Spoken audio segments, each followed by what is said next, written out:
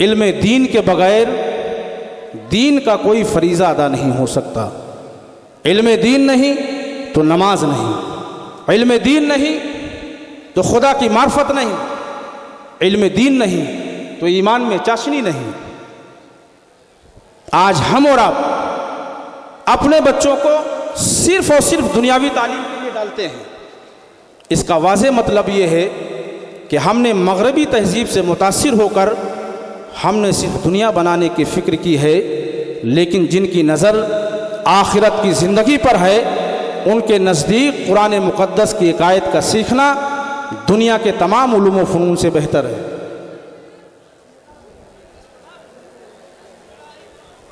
میرے بھائیوں، علم و فروغ علم اسلام کا تو ترے امتیاز ہے۔ جب ہم اپنے بزرگوں کی تاریخ کو دیکھتے ہیں، ہم اور آپ قادری ہیں نا، حضور غوث پاک کے ماننے والے ہیں۔ آپ حضور غوث پاک کی حیات طیبہ پر نظر ڈالیں تو آپ جانتے ہیں حضور غوث پاک کی والدہ نے آپ کو 18 سال کی عمر میں ایران سے بغداد بھیجا۔ کس چیز کے لیے؟ پڑھنے لکھنے کے لیے۔ یہ ان والدین کے لیے درس عبرت ہے جو حضور غوث پاک کے نام کا نعرہ تو لگاتے ہیں لیکن اپنے بچوں کو دینی تعلیم دلانے سے گریز کرتے ہیں۔ حضور غوث پاک کی والدہ نے حضور غوث پاک کو 18 سال کی عمر میں ایران سے بغداد بھیجا پڑھنے کے لیے۔ بغداد اس وقت مسلمانوں کا سیاسی اور علمی مرکز تھا۔ حضور غوث پاک بغداد شریف پہنچ کر پڑھنا لکھنا شروع کرتے ہیں۔ علم کے حصول کے راستے میں آپ نے مشقتیں برداشت کی، مصیبتیں برداشت کی، پریشانیوں کا سامنا کیا۔ دیکھیے، جب اللہ رب العزت کسی سے دین کا کام لینا چاہتا ہے تو اسے مشکل راہوں سے گزارتا ہے۔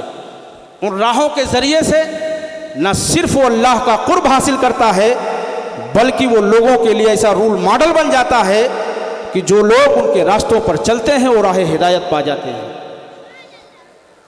حضور غوث پاک، اب سوال پیدا ہوتا ہے کہ آپ تو پیروں کے پیر تھے، امام الاولیاء ہیں، آپ کو پڑھنے لکھنے کی ضرورت کیا تھی؟ آج آپ کو بہت سارے لوگ ایسے ملیں گے بازار میں جو یہ کہتے ہیں کہ میاں شریعت اور ہے، طریقت اور ہے۔ ایک بات میں یہاں پر واضح کر دوں کہ بغیر علم کے اللہ کی معرفت حاصل نہیں ہو سکتی، بغیر علم کے کوئی شخص اللہ کا قرب حاصل نہیں کر سکتا، بغیر علم کے کوئی شخص اللہ کا ولی نہیں ہو سکتا۔ حضور غوث پاک نے پہلے قرآن و حدیث کے علم کو حاصل کیا اور پھر اسلامی تعلیمات کو دنیا کے سامنے پھیلایا۔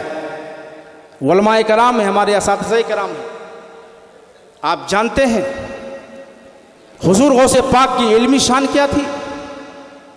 جب آپ فیضان نبی سے فیضیاب ہو کر مسند تدریس و تقریر پر فائز ہوئے تو آپ کی علمی موتیوں کی شان یہ تھی کہ آپ کی زبان مبارک سے نکلے ہوئے بیان و استدلال کی موتیوں کو سمیٹنے کے لیے 400 علماء کرام قلم دوات لے کر کے موجود رہتے تھے۔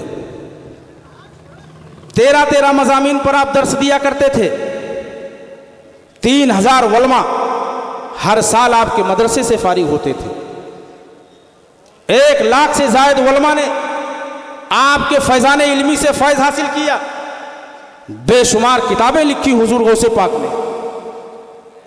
کہتے ہیں کسی قوم کی استحکام کے لیے ضرور علم جو ہے وہ بنیادی پہلو ہے۔